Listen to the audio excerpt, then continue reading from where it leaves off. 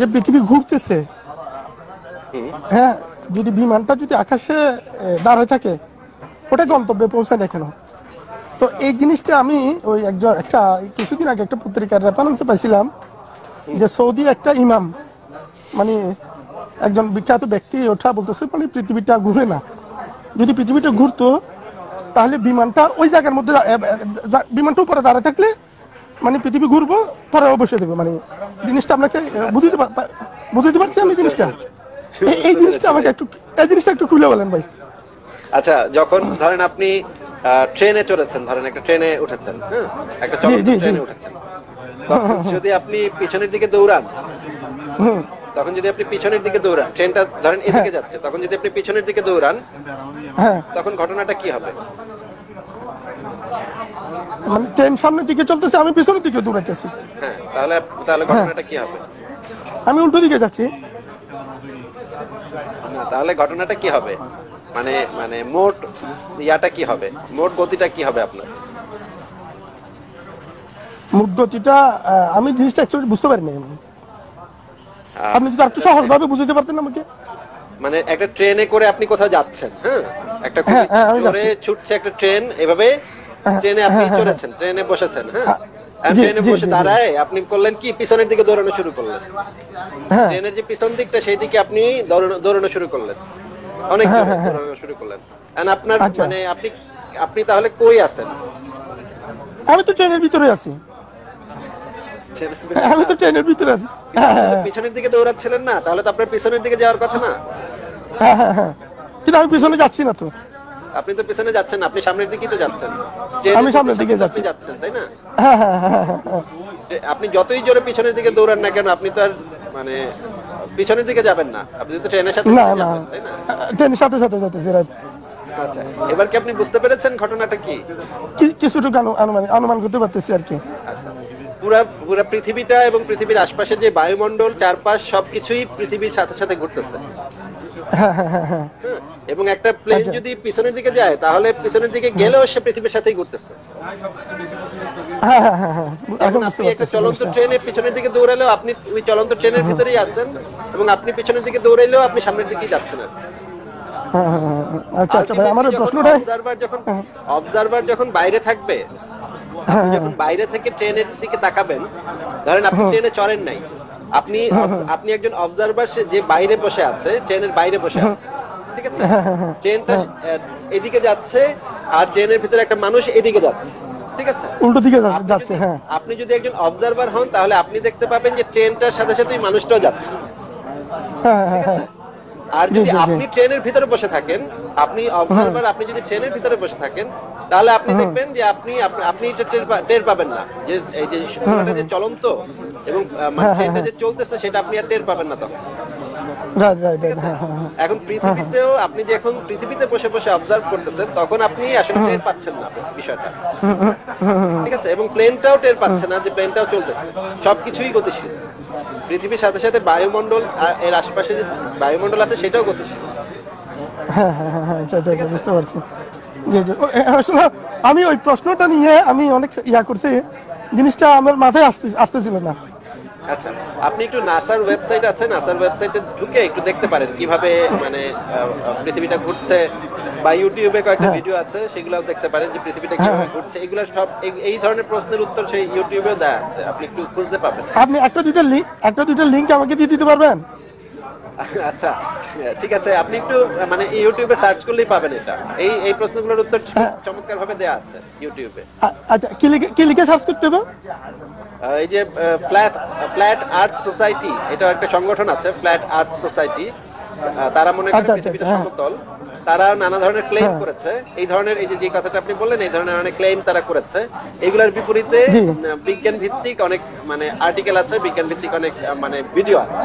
আপনি একটু ফ্ল্যাট আর্থ আচ্ছা আচ্ছা আচ্ছা। Society refutal of flat earth society এটা লিখে সার্চ করলে পাবেন এগুলো। হুম, ঠিক আছে ভাই, আমার ওই প্রশ্নটা, ধন্যবাদ আপনাকে, অনেক ধন্যবাদ। ঠিক আছে, ঠিক আছে ওকে, ভাই, থ্যাংক ইউ। ভালো থাকেন, আপনার জন্য শুভকামনা রইল। ওকে ভাই, ভালো থাকবেন, আপনার জন্য শুভ ভাই। উনি একটা মানে ভালো প্রশ্নই করেছেন, এই প্রশ্নটা আসলে অনেকের মাথাতেই আসে। এই যে মানে বাংলাদেশের একটা বইও লেখা হয়েছে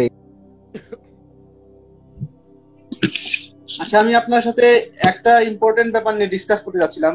আহ, সেটা হচ্ছে কিছুদিন আগে আপনার হচ্ছে বাংলাদেশে আপনার এই হাইকোর্ট থেকে একটা রায় হয়েছে যে মেয়েদের বিয়ের হুম। থেকে হচ্ছে বিয়ের কাবিননামা থেকে কুমারী শব্দটা হুম, ওই যে আপনার হচ্ছে উঠিয়ে ভার্জিন সেখানে শব্দটা অবিবাহিত বাদ যাবে। হ্যাঁ, হ্যাঁ, ভার্জিন হ্যাঁ। শব্দটা উঠিয়ে অবিবাহিত লিখতে হবে।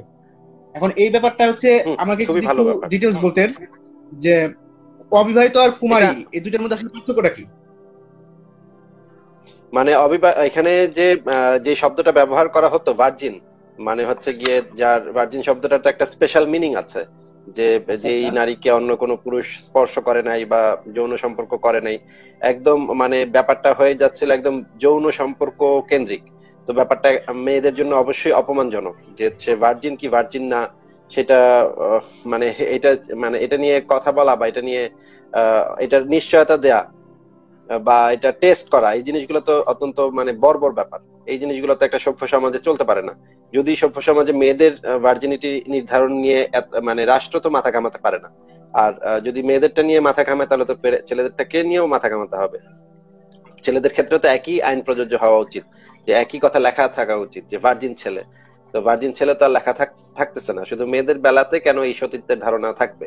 তো এই জিনিসটা তো এটাই তো মানে মূল বিষয়। আচ্ছা আচ্ছা, তো আমার এই জিনিসটা আসলে ব্যাপারটা ভালো লাগছে। আমি জিনিসটা এভাবে থিঙ্কিং করছি যে একটা মেয়ের হুম। কুমারিত্ব আর হচ্ছে অবিবাহিত, এটার মধ্যে পার্থক্য হচ্ছে ধরেন একটা মেয়ে বিয়ের আগে কারোর সাথে যদি সেক্সুয়াল রিলেশন করে তাহলে তার কুমারিত্ব থাকে না হুম। অবিবাহিত অবস্থায়। হ্যাঁ, তো হুম। এখানে যদি একটা মেয়ে বিয়ের আগে, যে একটা মেয়ে কি করতেছে একটা ছেলে কি করতেছে তাদের নিজস্ব ব্যাপার, এখানে কারো কোনো মতামত দেওয়ার কোনো কথা বলার কোনো অধিকার নেই, তাদের নিজস্ব ব্যক্তিগত ব্যাপার। এখন একটা মেয়ে যদি বিয়ের আগে কোনো কিছু করে থাকে তাহলে সেক্ষেত্রে সে মেয়েটা বলা চলে হচ্ছে আপনার লিভ টুগেদার করতেছে। তাহলে কি আমি এটা হুম। আমরা এটা ধরে নিতে পারি যে বাংলাদেশে লিভ টুগেদার বৈধ হচ্ছে কিছুদিনের মধ্যে, বা এরকম একটা ইঙ্গিত দিচ্ছে এই রায়ের মাধ্যমে? না, না, এরকম কোনো কিছু ইঙ্গিত দিচ্ছে না ভাই। মূল ব্যাপার হচ্ছে যে ভার্জিনিটি, মেয়েদের ভার্জিনিটির যে মানে আমাদের প্রাচীনকাল থেকে যে সংজ্ঞাটা চলে এসছে, সেটা হচ্ছে মেয়েদের যে মানে যৌনাঙ্গ থাকে, সেই যৌনাঙ্গে যখন যখন স্বামীর সাথে সে সহবাস করে তখন রক্ত বের হয়। হ্যাঁ, সতীচ্ছেদ যে পর্দাটা, সেই পর্দাটা ভেঙে যায়, ভেঙে গিয়ে রক্ত বের হয়। এবং আরব দেশ থেকে শুরু করে আফ্রিকার বিভিন্ন অঞ্চলে এরকম অনেক প্রথা প্রচলিত আছে, যে আপনি যখন একটা মেয়েকে বিয়ে করবেন, বিয়ের রাতে আত্মীয় স্বজন পাড়া প্রতিবেশী চারপাশে ঘিরে থাকবে এবং স্বামীটা তার স্ত্রীটাকে নিয়ে ভিতরে ঢুকবে, ঘরের ভিতরে ঢুকবে এবং সাদা চাদর থাকবে। সেই সাদা চাদরটা লাল হতে হবে, রক্তাক্ত হতে হবে সাদা চাদরটা। যদি রক্তাক্ত হয় তাহলে সেটা হচ্ছে খুবই সম্মানজনক ব্যাপার, হ্যাঁ, যে মেয়েটা ভার্জিন ছিল, মেয়েটার সতীচ্ছেদের যে মানে রক্তারক্তি ঘটেছে, সেই জিনিসটা খুবই মানে সামাজিক ভাবে সম্মানিত একটা ব্যাপার বলে অনেকগুলা বর্বর সমাজে এখনো এই প্রথা প্রচলিত আছে। তো এই যে সতীচ্ছেদের যে পর্দা, এই যে রক্ত বের হওয়া, এই জিনিসটা কিন্তু যে কোনো মেয়ের যে কোনো সময় মানে এটা মানে ভেঙে যেতে পারে বা ফেটে যেতে পারে। এটা একটা মেয়ে যদি সাইকেল চালায়, একটা মেয়ে যদি ফুটবল খেলে, একটা মেয়ে যদি সাঁতার কাটে, এমনকি একটা মেয়ে যদি দৌড়াদৌড়ি করে, তাহলেও সেই পর্দাটা ফেটে যেতে পারে যে কোনো সময়। এটা খুবই মানে খুবই একটা পাতলা একটা পর্দা। এটা যে শুধুমাত্র যৌন সম্পর্কের বেলাতেই সেটা ঘটবে তা না। তো এই জন্য মানে পৃথিবীর বিভিন্ন অঞ্চলে বর্বর সমাজগুলাতে, অসভ্য সমাজগুলাতে যে কাজটা করা হয়, এখনো আমাদের সভ্য সমাজেও এই কাজটা অনেক জায়গায় করা হয়, অনেক শিক্ষিত সমাজেও করা হয়, যে মেয়েদেরকে ঘর থেকে বের হতে দেওয়া হয় না, মেয়েদেরকে খেলতে পাঠানো হয় না, মেয়েদেরকে সাইকেলে চড়তে দেওয়া হয় না। মেয়েদেরকে বলা হয় যে সাইকেলে চলা যাবে না, সাইকেলে চললে তোমার মানে একটা বিপদ ঘটে যাবে, সেই পর্দাটা ফেটে যাবে। পর্দাটা ফেটে গেলে তখন যখন বিয়ে দিবে মেয়েটাকে, মেয়েদের মানে মানে সেই স্বামীর কাছে কিভাবে মুখ দেখাবা? তোমার তো পর্দা নাই, মানে মানে পুরা ব্যাপারটা হয়ে গেছে যে নারীর মানে সমস্ত কিছু নোংরামি নির্ভর আর কি। করছে সেই পর্দাটার উপরে। হ্যাঁ, এবং সেই পর্দাটা ফেটেছে নাকি পুরো রক্ত বের হয়েছে। একটা মেয়ে রক্ত বের হলে সেই মেয়েটা সম্মানিত, আর একটা মেয়ের রক্ত বের না হলে সেটা হচ্ছে গিয়ে সেই মেয়েটা হচ্ছে অসতী, কুলটা, সেই মেয়েটার কোনো মূল্য নাই। এমনকি অনেক জায়গায় দেনমোহর পর্যন্ত দিতে হয় না। আরব দেশের অনেক অঞ্চল আছে যেই সমস্ত জায়গাতে, মানে মধ্যপ্রাচ্যের অনেক দেশ আছে যেখানে যদি রক্ত না বের হয় তাহলে দেনমোহর পর্যন্ত দিতে হয় না। কারণ বলা হয় যে দেনমোহর দিব কেন, তোমার তো মেয়ে তো রক্ত বের হয় নাই, মেয়ের তো মানে সাদা চাদরে তো রক্তারক্তি হয় নাই, রক্তারক্তি ঘটে নাই, তার মানে মেয়েটা আগেই মেয়েটা ভার্জিন ছিল না। সেহেতু আমরা আর এটা দেনমোহরের টাকাটা দিব না। অনেকে আবার দেনমোহরের টাকা ফেরত চায়।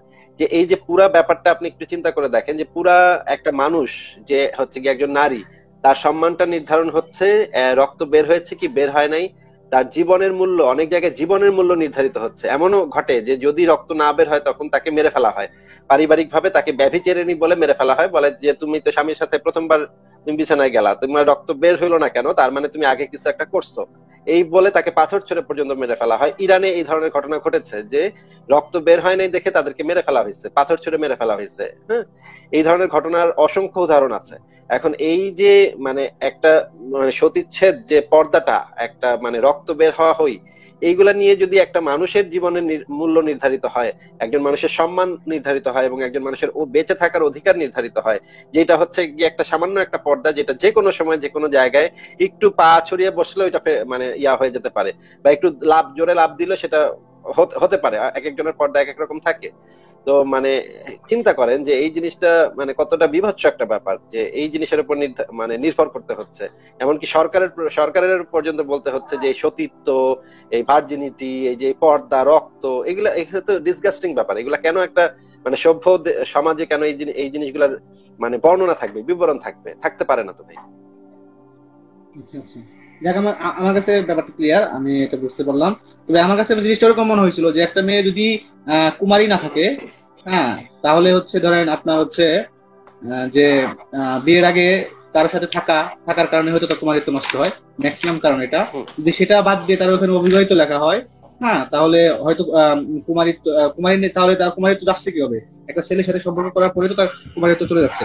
আর এটার কারণে যদি না ভাই, এটা এভাবে এই সোকল যে কুমারিত্ব ভাই, এই যে সোকল কুমারিত্ব, সোকল ভার্জিনিটি, এটা যে কোনো সময় মেয়েদের এই যে পর্দাটা হ্যাঁ যে কোনো এটা, সময় ফেটে যেতে পারে ভাই। এটা এটা হ্যাঁ এটা আমি মানে বুঝতে পারছি, খুবই এটা আমি মানে বুঝতে পারছি। পাতলা একটা পর্দা। আপনি সাইকেলে, আপনার মেয়ে যদি আপনার মেয়েকে বেশি বেশি করে সাইকেলে চড়তে দিবেন, যেন এই সমস্ত পর্দা টর্দা না থাকে। এই সমস্ত পর্দা টর্দা যদি যদি কোনো ছেলে তাকে বিয়ে দেওয়ার পরে যদি কোনো ছেলে এটা নিয়ে ক্যাচ ক্যাচ করে, থাড়া যেটা থাপ্পড় দিয়ে ওই ছেলেটা বাসা থেকে বের করে দিবে। হ্যাঁ, ওই ছেলের সাথে বিয়ে করার দরকারও নেই আপনার মেয়ের। হ্যাঁ হ্যাঁ, বুঝতে পেরেছেন? এই ব্যাপারটা আমার কাছে ক্লিয়ার আর কি। যাই হোক, এটা অনেক ভালো একটা রায় হয়েছে, আমার কাছে মনে হয়েছে মেয়েদের হ্যাঁ, সম্মানটা অনেক বেড়ে খুব গেছে ভালো এই ক্ষেত্রে। রায় হয়েছে। হ্যাঁ, মানে মেয়েদের সম্মান মানে অনেকটাই, আত্মমর্যাদাটা একটু হলেও মানে মানে হ্যাঁ এখন এখন একটু হলেও একটু ভালো হলো আর কি, পজিটিভ একটা ব্যাপার হলো। এই জিনিসটা অনেক ভালো হয়েছে। যাই হোক, হুম, আর ধর্ম সম্পর্কে কি বলবো, ঠিক আছে। ধর্ম সম্পর্কে কিছু বলার নাই। আপনি মুমিন অ্যাড আচ্ছা করেন ভাই, ধন্যবাদ, শুভকামনা থাকবে। আচ্ছা, ঠিক আছে ভাইয়া, ভালো থাকবেন, আপনার জন্য অনেক শুভকামনা রইলো।